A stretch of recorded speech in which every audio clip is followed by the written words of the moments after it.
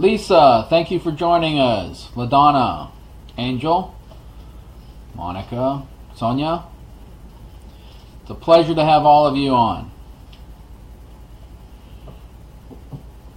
See, I'm glad you could make it.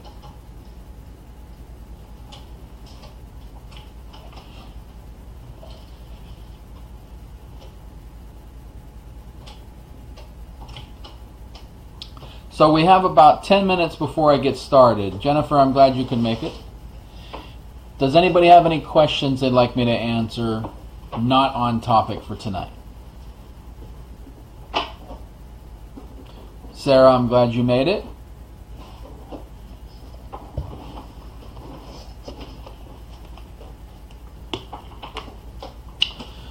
Shaw, Sarah says hello. Hello, babe.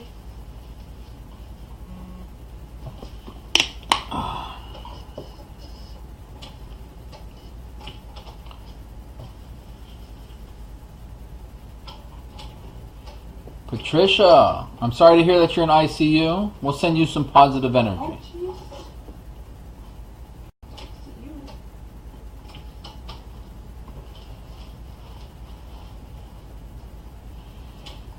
jeez. Lisa, I'm glad you could make it.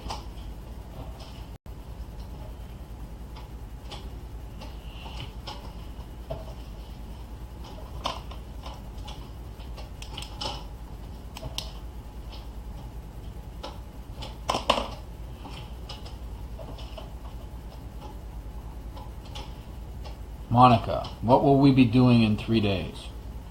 So, Thursday, Friday, Saturday. Probably filling orders. Saturdays is a big work day here around the house.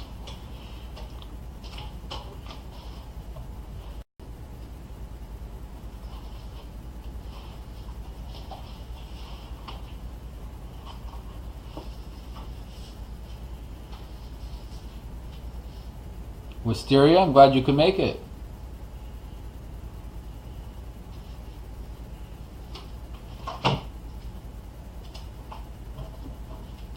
Monica, what did you have in mind for Saturday?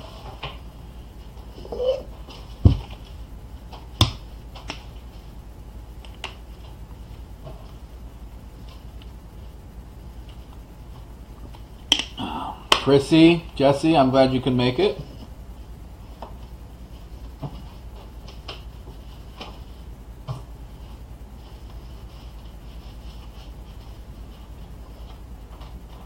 Oh, the tickets, Monica, are for Bonefest in August on the 12th, which is a Saturday.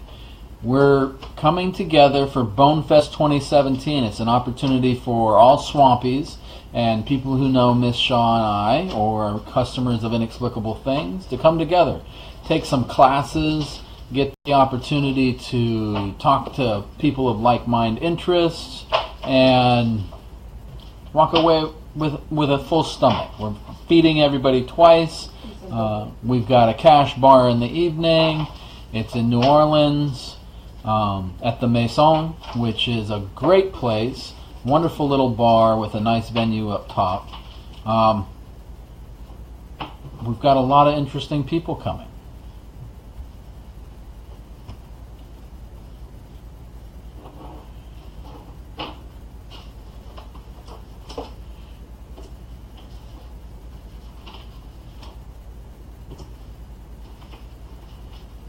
Look at all the hearts. I got 20 people. So we've got about 8 more minutes. Are there any questions besides things pertaining to the topic?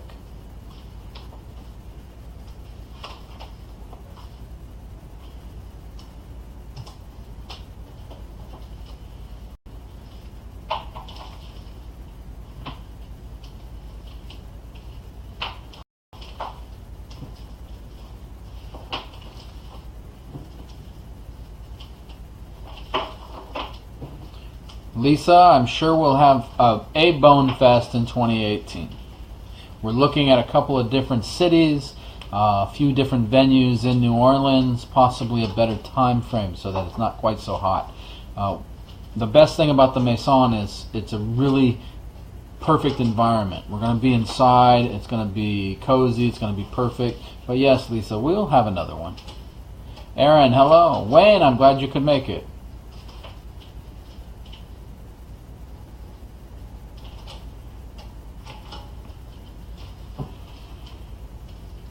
Monica, everything is going exactly the way it should be going right now. Keep your faith, be patient, and it'll work out.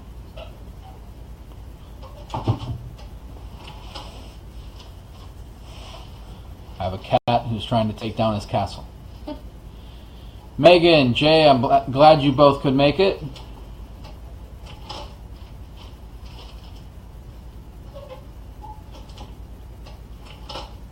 And Patricia, there actually is. Depending on what's wrong with you, if you close your eyes and you focus.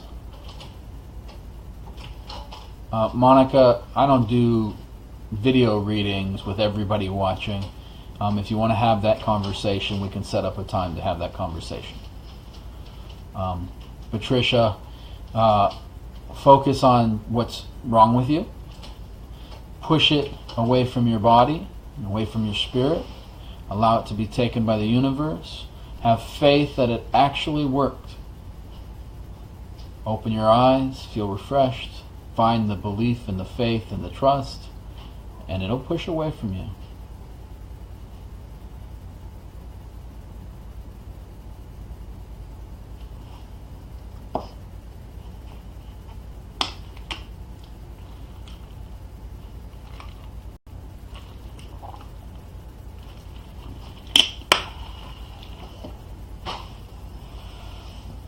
Ironically, all of the religions of man have a couple of things in common.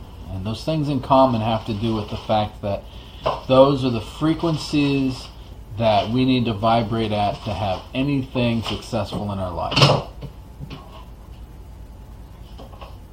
So, some of that is directly tied to, there she goes, most important thing in my life, directly tied to what we believe.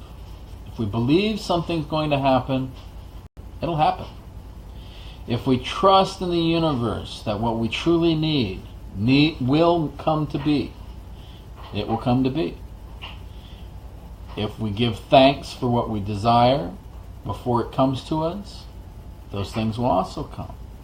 But they require that we have a good, clear focus, a good perspective, and we're on the right path. And that's why we're going to talk tonight a lot about our perspective and being on the right path.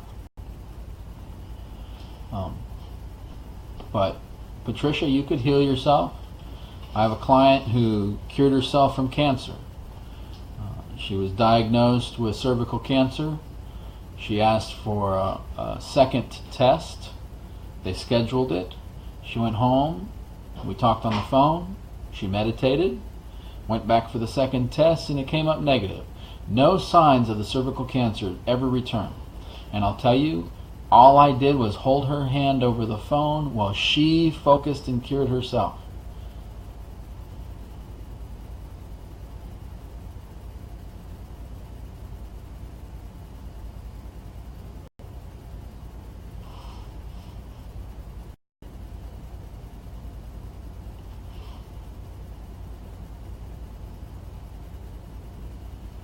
Wisteria, Miss Shaw has not forgotten about you. We've been rather busy. We have a lot of customers, all wanting help right now. She's working through it. She'll get to you. Be patient. Nasheen, I'm glad you could make it. Neelam, that's what we're going to talk about tonight, okay? Be patient, and we'll cover that subject. Jesse, I'm glad you could make it.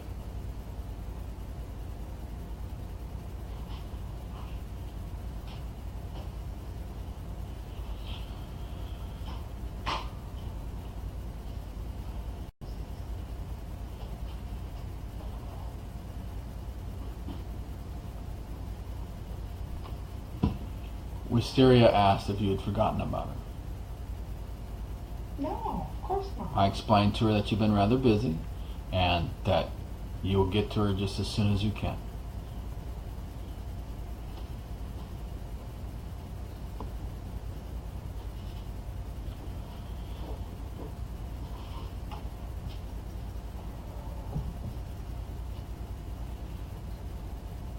Well, Jesse, don't believe all the good things you've heard. Only 50% of them are the truth. The other 50% is perception.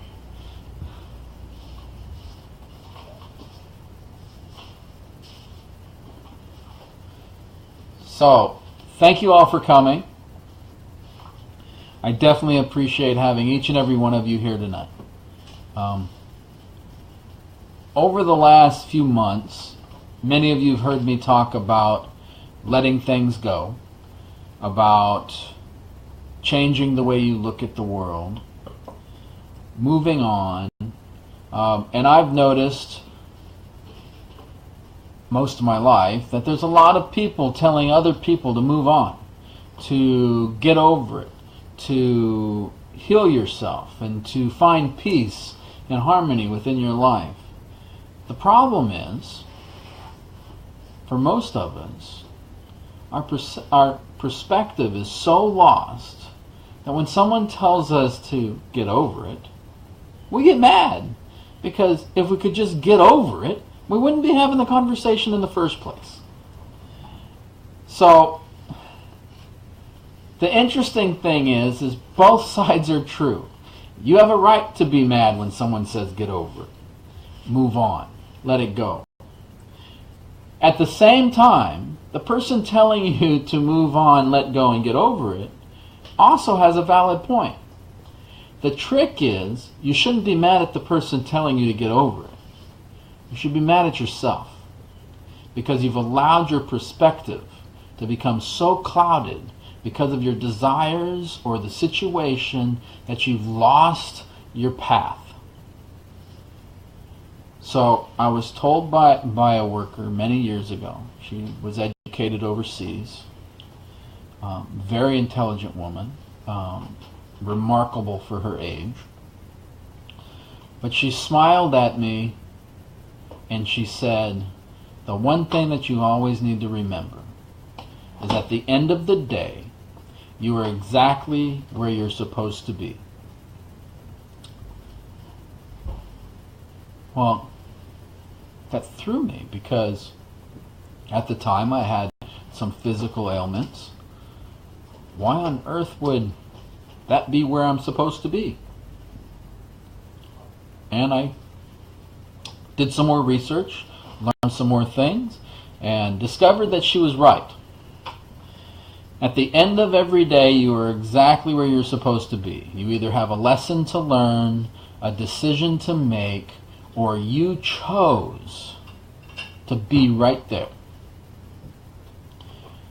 So, once I understood what she really meant, then I went back to what I learned about decision making, problem solving, and short-term and long-term survival situations.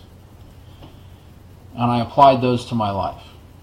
And one of the things that I discovered was no matter what we face, there's a 3-step process that makes it so that we can do something about it. So, problem solving 101 in any arena, no matter what that arena is tied to 3 things. Step 1, identify the problem. Be clear about what that is. Understand it. Know for sure that you're addressing the problem and not a symptom. Once you've done that, step 2 is in the time available before you have to make a decision, do as much research as you possibly can. I encourage you for this exercise, being on the right path, changing your perspective, meditate. Use the 3 meditations that I've talked about that you can find both on my YouTube video page and on my Facebook page. But take the time to figure out what the best solution is for the problem. Once you've found the best solution, execute that solution. And that's step 3. There's no more thinking involved. Now you're just doing. At the end of completing that task, that problem's gone. The residual effects may remain, and that's a new problem. So deal with it as a new problem. Start with step 1 again. Okay? So when we adopt this problem-solving principle to our perspective, a great example is, Patricia, I'm going to pick on you. Let's say Patricia broke her ankle. I'm not real sure why she's in the hospital, but we're going to send her some positive energy. But let's say Patricia broke her ankle. What's the problem? Is it that she broke her ankle? Or is it that the steps were slippery because they watered this morning and she slid off the steps, breaking her ankle? What's the problem? Well, her immediate problem is she broke her ankle. So she needs to be well. So the solution to fixing a broken ankle is to immobilize it, take some healing remedies, stay healthy, get better, and time. So those are solutions. So what does she do? She goes to the doctor, gets the doctor to immobilize it. While she's there, she was dehydrated, so they put her up on an IV. And the IV helps her body get to a level that it can heal itself. Then she goes home in a cast, and she reaches out to her herbalist and gets a couple of home herbal teas that will help her body create the white blood cells needed to increase bone growth and to be more healthy. She'll add calcium to her diet by eating cheese or drinking milk. These are things she can do to help with that broken bone. Some of it's preventative for future breaks also. So she's on the right path. She's doing something about her broken bone. They water again. Same time, same problem. She sees it this time. She identifies the problem. They've watered and now she's got slippery steps. New problem. Oh, it's a systemic problem. She's already dealt with it once. But it's a new problem. So now she goes finds the fools who are watering her steps in the morning when it's cold and icy and leaving them wet and slippery. She goes and finds them and gets on them. Hey, you need to change this. She doesn't create a problem. She creates a solution. Could you water the steps at 8:30? Because she leaves for work every morning at 7:30. So they start on the other side of the building. They don't water her steps until she's already gone. She can no longer slip and fall if they're not watering and wetting down her steps. So she stays on the right path. So how does this decision-making process sound to you guys? Does it make sense? Step 1 is identify the problem. Step 2 is find the best solution for the problem. And step 3 is to execute that solution. Would that make sense to all of you? Great. I like the thumbs up. Those are quick, easy responses. I can see them instantly. Does anybody have any questions about that before I move on? Miss Shaw might have hurt herself. Getting old? No, you're not. We started a new exercise program this week, and it is beating us up. It's CrossFit, and they're Ooh, trying who's to mad? kill us. Sorry, man. Somebody's mad. Nobody's mad. Somebody's mad. I saw the mad face. Oh.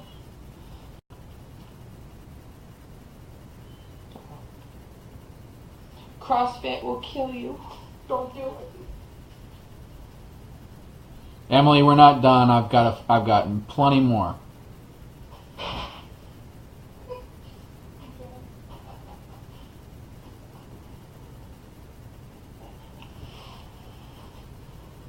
Linda, I'm glad you could make it. All right.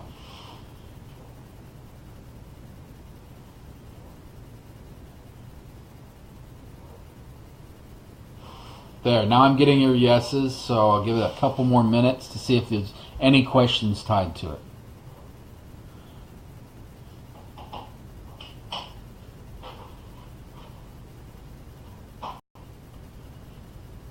Oh look, Jessie says she loves CrossFit. So do we now. But boy, the kettlebells work us like no tomorrow. Chrissy, go ahead and ask your question.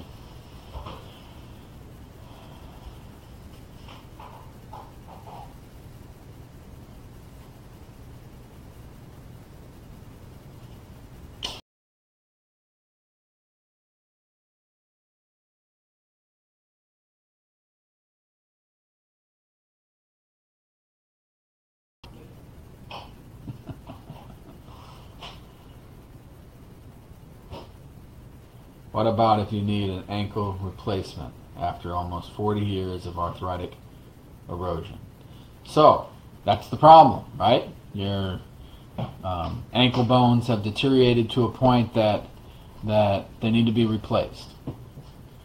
Boy, something just changed with the lights, and now I'm green. Do you want the light back on? Yeah, put that light back. Okay, sorry. No, I just took the camera time to fix it. It's fixed itself.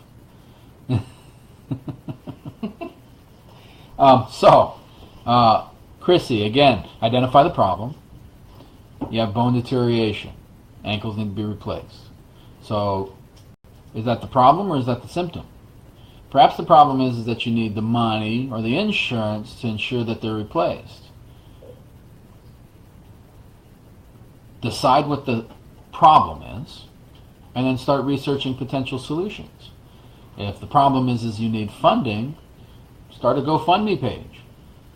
Reach out to friends and family. There's all kinds of potential solutions. Find one that feels right to you, and then execute that. And when you have the new ankles, please do something about their arthritis condition. Pineapple and pineapple juice, apple juice, all have a chemical in them that helps with arthritis. I have severe arthritis in my hands, and it's the only solution I found is to drink 6 to 8 ounces of pineapple juice every single day of my life. I have no arthritis pain unless I forget to drink my pineapple juice.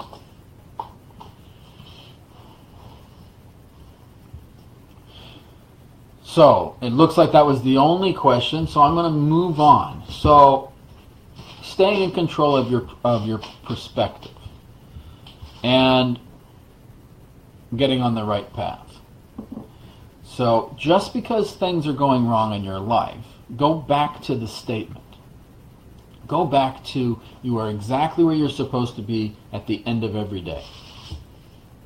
And there's a catch here. So, no matter where you roam or stray or wander, if at the end of the day you're exactly where you're supposed to be, then you can never be on the wrong path.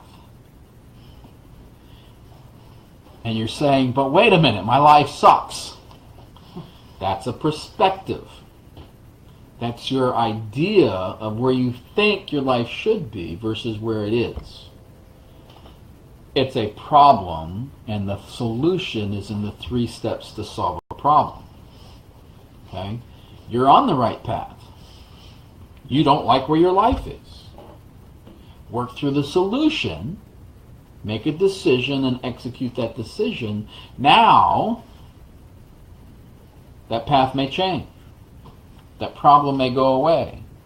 If it doesn't, a great one is money. Money's a terrible thing. The only thing worse than money is love. Because love isn't a real emotion. Love is a sickness. And the only sickness close to love is money. The need for money, the desire for money, the wants for money. Money isn't anything. Money is a means of buying something based off of a system created by government who wanted to control the people. Prior to that, and that's the only political statement I'm going to say tonight. Prior to that, we traded. I've got chickens. My neighbor down the road has rabbits. My other neighbor down the road has milk cows. And the neighbor past him have beef cows. So I butcher my chickens in the spring. And I put them in a cart and I go down to the neighbor and I get some rabbit meat. I go to the other neighbor, I get some milk, and I go to the other neighbor and I get some beef and I take it all home. Oh, but on the way home, I'm going to trade some beef for some dry goods. Beans, some vegetables, some other things. That's the way we used to deal.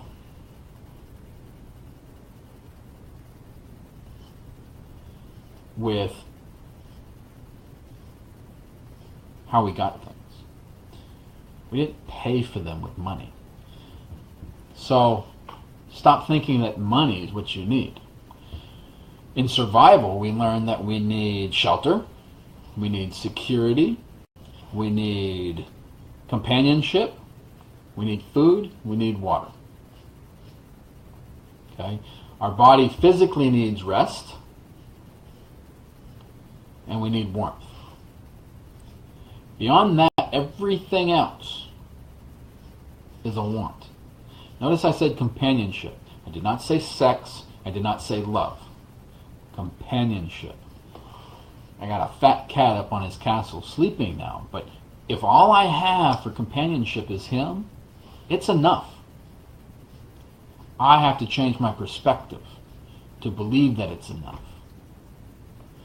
I have to change my perspective from wanting money to having the necessities in life and being happy. When you do that, you become rich beyond your wildest dreams. I need a roof over my head. I need shelter. Where I live, it's too expensive. I can't afford it. Move. Problem, potential solution, execute. It's all the same. If you don't like where you're at, change your perspective or change the environment. So, let's say I hate my job, but I make good money. And that money gives me a good home, makes it so that my wife is happy, makes it so that I'm happy on the weekends. I just don't like what I'm doing. It's not rewarding. I've got some choices. I can A, sacrifice my true happiness for some time I spend in an office, or B, spend that time in the office so that I find my true happiness and time to do the things I love. It's a choice. I can change my perspective and accept that I do this job and in the end I reap good benefits. Or I can keep my perspective that I hate my job and change the job. I've had many clients struggle through childhood molestations and rapes. These are super challenging because it's a perspective. As a child, we are touched and mistouched by somebody who we trusted, who had a position of authority, respect, and a responsibility to keep us safe. And they failed. But we're taught to be quiet about it. We're taught that we did something wrong, that it's not their fault, it's our fault. They gave us a perspective that we're choosing to believe. It's not your fault. It's not a 3-year-old child's fault that her uncle touches her. It's her uncle's fault. And it's her father's fault. And it's her mother's fault. And it's every other adult who could possibly see it whose fault it is. It is not that little girl's fault. When that little girl grows up, she shouldn't ever look at it as being her fault. If she does, she needs to change her perspective. So you change your perspective through affirmations and through dedication. So loving yourself isn't always easy. In fact, it can be downright impossible. So when you find that every time you look in the mirror you hate what you see, grab a roll of toilet paper and a marker. And I told a young lady this just the other day, and she laughed at me. She said, "What? It'll never work." And I made her promise, and she's a good young girl, and when she makes a promise, she never breaks it. I knew if I could get her to promise that she would do it for a week, she'd never stop doing it. So, get that roll of toilet paper. Use a small one so that you can carry it with you. Guys, pull off a handful of sheets, fold them up, put them in your back pocket. Get a Sharpie. every time you have a thought in your head that is not a manifestation of love and happiness and joy, write that problem, write that thought, write that situation on a piece of toilet paper. And when you go to the bathroom, clean yourself off with it and flush it down the toilet. So after 3 days of me telling this young lady to do this, she sent me a text message and said, "I don't know how you knew that this was going to happen." And I said, "What?" "Every time I write something down about this guy that I'm just sick over, or every time I have a thought about this guy I'm just sick over, I pull out the roll of toilet paper from my purse and the Sharpie, and I start giggling. I begin to laugh. And by the time I calm down laughing, I don't remember what it is that I was going to write down."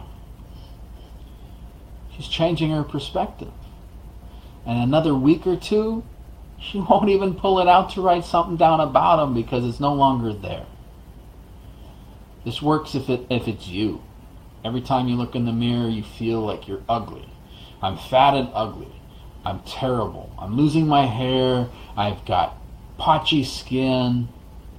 Write them down. Wipe and flush. And something's going to begin to happen. You'll reach a point where maybe you realize, hey, there's a way I can change this. There's a treatment I can do that fixes this problem with me. Or you'll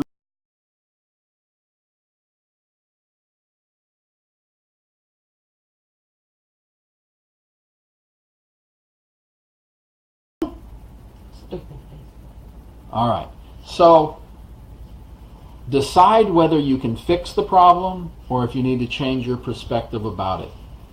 The little girl who was molested by her uncle, when she grows up and she hates herself because she allowed it to happen. So she starts writing on that toilet paper. "I allowed my uncle to touch me. I didn't tell anybody." She wipes and flushes.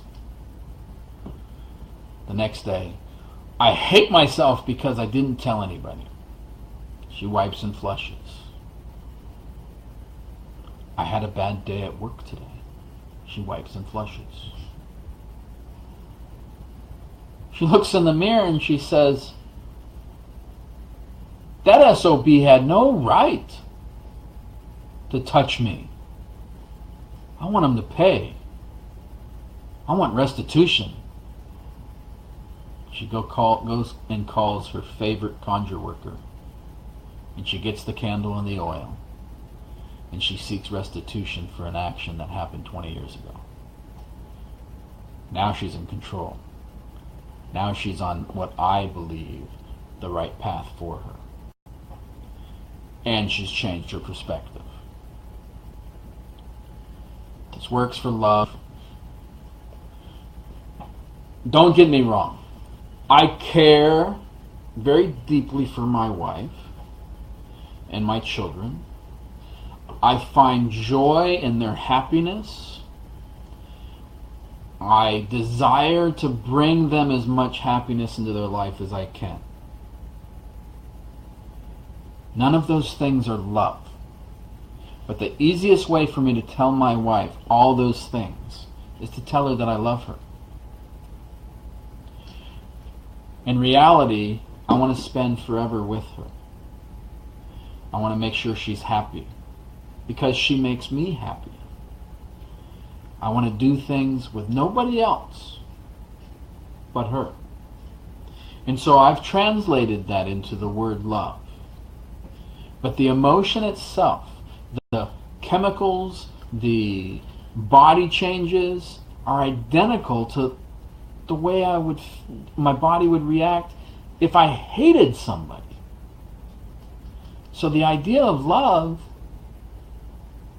is misinterpreted. Love is an action. When you love something, you want it to be happy. You want it to survive. You want it to be more important than you. So now I ask you, you're on your path but your boyfriend leaves you. And all you can do is think about getting him back, because without him you're incomplete. Take a look at your perspective. First off, remember, you're exactly where you're supposed to be at the end of the day. So if he's not with you, there's a reason. Find that reason. That reason is the problem. Work through the solution. Secondly, if you love him and he's happy being away from you, then change your perspective. He's found happiness without you. He may not be happy forever. He may come back. But when he does, I'm going to make it so there's no reason for him to ever leave, because I'm going to be perfect. And you start looking in the mirror and you start working on the affirmations and you start finding yourself and you make yourself exactly the way you want to be. In your eyes is what is perfect. But you don't make excuses, because excuses are lies. We don't make any excuse in life. I forget to take out the trash, or I look at the trash and I choose not to take it out and I go do something else. When Miss Shaw catches me on it, I don't give her an excuse. It doesn't do any good. Excuse ain't going to take out the trash. The problem is I didn't take out the trash. The best solution is I go take out the trash. So I execute the solution. And she's no longer upset because I forgot to take out the trash. No need to say sorry. We say sorry when we subconsciously or without knowing cause harm to something else. That's when we say sorry. When we're sympathetic, Patricia is in the hospital. I don't tell her I'm sorry for her being in the hospital. I tell her, oh, I hope everything's going to be okay. Let me send you some positive energy so that I can help you be better.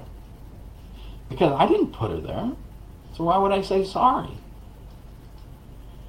Telling her that I'm sorry that she's in the hospital doesn't help her situation. It's not a solution. Look at my perspective. My friend is in the hospital. I don't have to have remorse for her. I have to have a solution for why she's in the hospital. So I find out why she's in the hospital and I do something about it.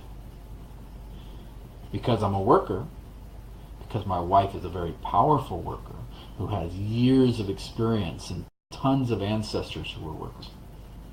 I come home and I say, honey, we need to do a healing candle for Patricia. She's not doing so good. And we put it together and we make it happen. I don't have to say sorry. I have to find a solution for Patricia. Change my perspective by making a choice. Then making it so that the path I'm on feels right. Because I'm never in the wrong place. But if my perspective isn't correct, I'll feel like I'm in the wrong place. And that's more important than actually being in the right place. You get in a car accident on the road, any number of possible situations. Remember, the end of the day, you are exactly where you're supposed to be. If you do not like where you are, A, look at the problem, find a solution and fix it, or B, change your perspective of where you are. That's it. You're never on the wrong path. You're just looking at the path the wrong way. So, that concludes how you change your perspective and get on the right path. Unless you have any questions.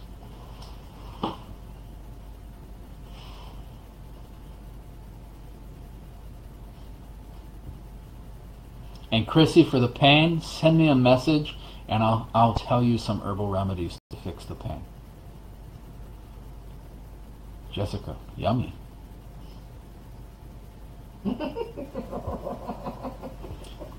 Okay. Thank you, dear.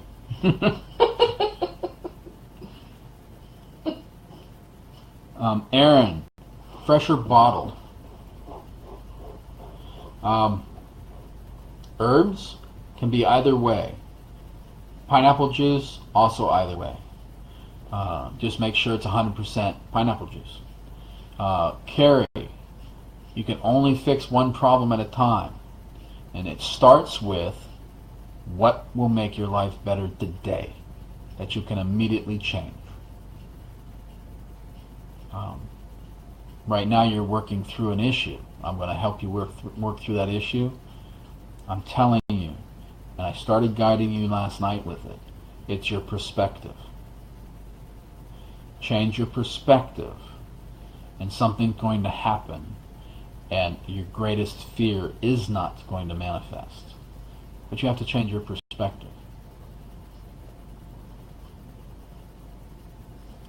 Oh my goodness, I just saw Deb send me a heart. Deb, you're being quiet and hiding. I know you're there. My little sister, my baby little sister, is out there watching. I know. Mm-hmm.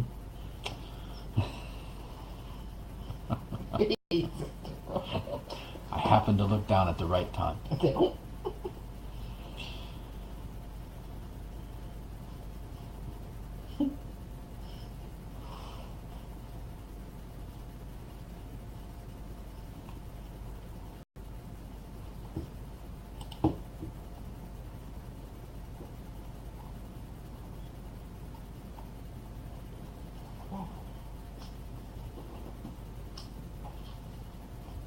Oh wow, I had a whole bunch of you. I got all stuck.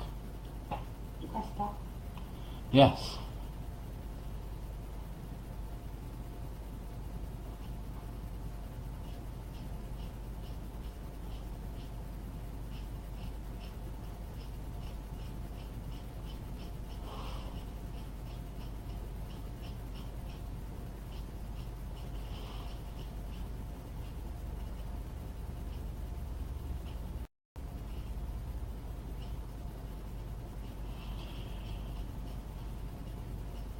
Being on the right path isn't easy, and there's challenges every day.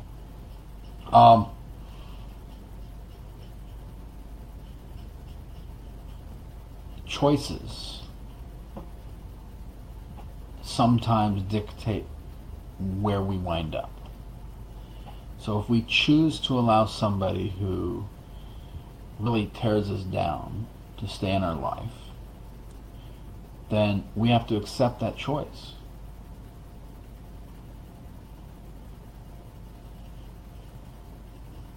But in the end, if it's not love, it belongs on that toilet paper so that we can wipe our butts with it and we can flush it down the toilet. So, in the end, just based off of what Deb has said in her post, in the end, I wouldn't care who that abuser was. They wouldn't be part of my life. My family know how I feel about them.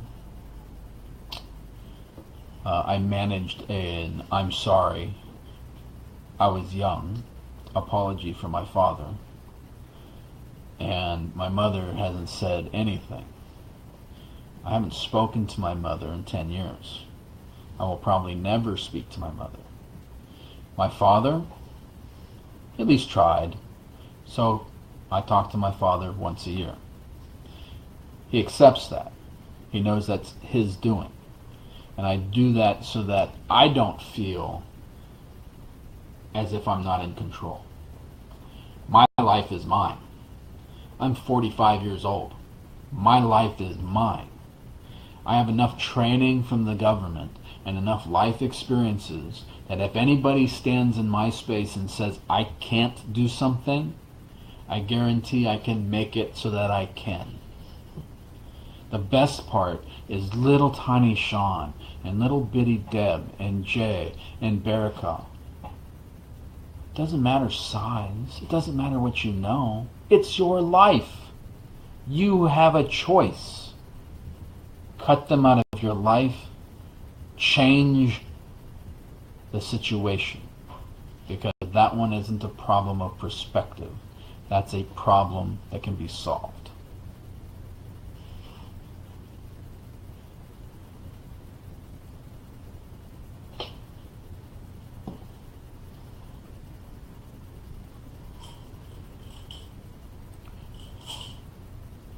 So, ladies and gentlemen, I love each and every one of you. You are my tribe. I have a great amount of respect for all of you. I have great hopes and dreams for each and one of you.